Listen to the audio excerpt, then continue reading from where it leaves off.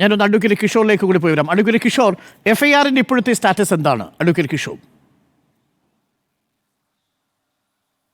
FIR നിലനിൽക്കുന്നുവെന്നാണ് മനസ്സിലാക്കുന്നത്. FIR ഇപ്പോഴും നിലനിൽക്കുന്നു എന്നാണ് മനസ്സിലാക്കുന്നത്.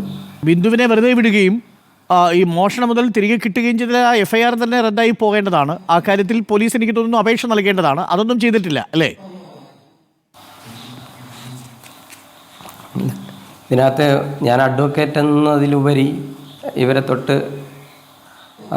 അയൽവാസിയും അവിടുത്തെ ഒരു പൊതുപ്രവർത്തനം കൂടിയാണ്. അങ്ങനെയാണ് ഈ സംഭവം അറിഞ്ഞ് ഞാനിതിനകത്ത് ഇടപെടുന്നത്. 24-ാം തീയതി ഇവരെ ഒരു ബന്ധുവും തൊട്ടടുത്ത അയൽവാസിയായ ശ്രീ ബോബസ് എന്ന് പറയുന്ന ആൾ എന്നെ വിളിച്ചിട്ട് പറയുകയാണ്, ഇങ്ങനൊരു സംഭവം നടന്നിട്ടുണ്ട്. ഈ ബിന്ദു എന്ന് പറയുന്ന ആൾ വീട് അടച്ച് ഒറ്റയ്ക്ക് ഇരിക്കുകയാണ്. അതൊരു വലിയ മാനസികമായ സമ്മർദ്ദത്തിലാണ് ഇരിക്കുന്നത്. അങ്ങനെയാണ് ഞാൻ ഇവരെ വീട്ടിൽ പോകുന്നത്. അപ്പോൾ ഇവരെ ഒരു വല്ലാത്ത മാനസികാവസ്ഥയിലാണ് ഇരിക്കുന്നത്. ഇവരെ കുടുംബക്കാരും മക്കളും എല്ലാം തന്നെ വലിയ വിഷമത്തിലാണ്. അപ്പോൾ ഞാൻ പറഞ്ഞത്, നമുക്ക് നിയമപരമായി നിങ്ങൾക്ക് ഇതിനകത്ത് പങ്കില്ല എങ്കിൽ നമുക്ക് പരാതി നൽകാമെന്ന് പറയുകയും എൻ്റെ സീനിയർ അഡ്വക്കേറ്റായ ശ്രീ അനു പ്രശാന്തുമായി സംസാരിച്ചാണ് പരാതി നൽകിയിട്ടുള്ളത്. ഓക്കെ, അപ്പോൾ ഈ പരാതി ആദ്യം കൊടുക്കുന്നത് എവിടെയാണ് അഡ്വക്കേറ്റ് കിഷോർ?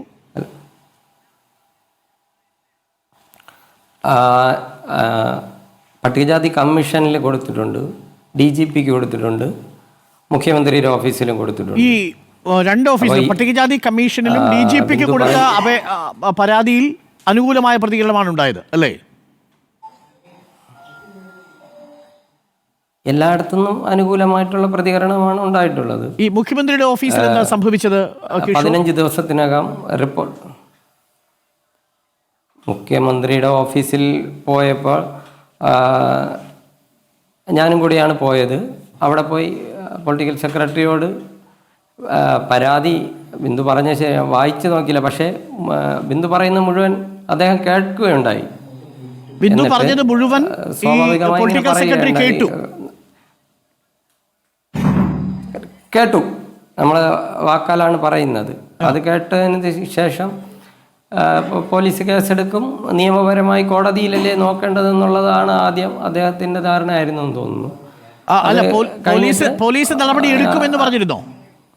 അപ്പോഴത്തേക്ക് പറഞ്ഞായിരുന്നു, അത് നമ്മളിങ്ങ് ഇറങ്ങുമ്പം നോക്കി നടപടിയെടുക്കാം എന്ന് പറഞ്ഞ് ബിന്ദു ആദ്യം അങ്ങ് ഇറങ്ങുകയാണ്. അപ്പം ഞാനാണ് ബാക്കിൽ നിന്ന് വന്നത്. അതായത് ബിന്ദു ഇറങ്ങുന്നു, ബിന്ദു ഇറങ്ങി കഴിഞ്ഞ പൊളിറ്റിക്കൽ സെക്രട്ടറി പറയുന്നുണ്ട് നടപടി എടുക്കാം എന്ന് ഉറപ്പ് നൽകുന്നുണ്ട്. അത് താങ്കൾ കേട്ടു? എന്ന് പറയുന്നുണ്ട്. കേട്ടു. പിന്നെ ഉള്ളത് ഈ 3 നിന്നുള്ള പരാതിയുടെ അടിസ്ഥാനത്തിൽ കണ്ടോൺമെൻറ് AC മൊഴിയെടുക്കുകയുണ്ടായി ബിന്ദുവിൻ്റെ. തൊട്ടടുത്ത ദിവസങ്ങളിൽ തന്നെ മൊഴിയെടുക്കുകയുണ്ടായി. അപ്പോൾ 15 ദിവസത്തിനകത്ത് റിപ്പോർട്ട് വായിച്ച് നടപടി സ്വീകരിക്കുമെന്നുള്ളതാണ് അന്ന് നമുക്ക് 3 നിന്നും കൂടെ പോയപ്പോൾ നമുക്ക് കിട്ടിയ. അതായത് കിഷോറിന് മുഖ്യമന്ത്രിയുടെ ഓഫീസിൽ നിന്നുള്ള പ്രതികരണത്തിൽ പരാതിയില്ല? ഇല്ല, അങ്ങനെയില്ല. കാര്യം അങ്ങനെ പരാതി എന്ന് പറഞ്ഞാൽ ഇവരൊരു മാനസികാവസ്ഥയിൽ 3-ാം തീയതിക്ക് പരാതി കൊടുക്കാൻ വരെ പോകാനുള്ള കാരണം ഇവർ ഈ സംഭവത്തിൽ മനോവിഷമത്തിൽ അങ്ങ് വീട്ടിലായിരുന്നു. മനസ്സിലായില്ലേ? ഇവർ ആഹാരം പോലും കഴിക്കാതെ നിൽക്കുന്നു. പിന്നീട് അതുകൊണ്ടാണ് 3-ാം തീയതി വരെ പോയത്, 23-ാം തീയതി നടന്ന സംഭവത്തിൽ. ശരി. അപ്പം അങ്ങനത്തെ ഒരു മാനസികാവസ്ഥയിലാണ് നമ്മൾ ഈ എല്ലാ ഓഫീസിലും പോയി വരുന്നത്.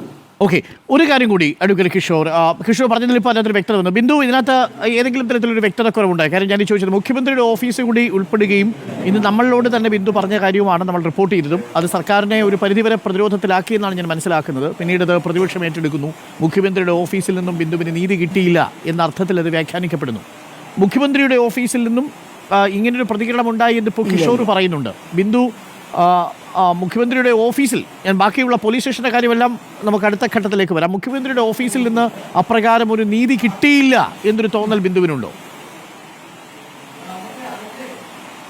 ഇല്ല. അഡ്വക്കേറ്റ് കിഷോർ പറയുന്നതാണ് ശരിയെന്ന് പറയാൻ കഴിയുമോ ബിന്ദു?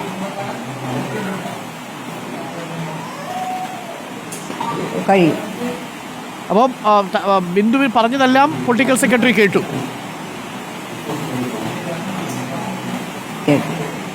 പക്ഷേ അത് വായിച്ചു നോക്കിയില്ല, അത് മേശപ്പുറത്ത് വെച്ചു. അതിനുശേഷം പുറത്തിറങ്ങിയപ്പോൾ അഡ്വക്കേറ്റ് കിഷോറിനോടാണ് പറഞ്ഞത് നടപടി എടുക്കുമെന്ന് പറഞ്ഞു. ഇപ്പോൾ കമ്മീഷണർ അതിനിടയ്ക്ക് നടപടി എടുത്തു.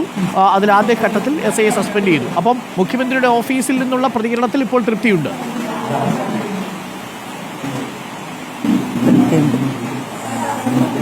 ഓക്കെ.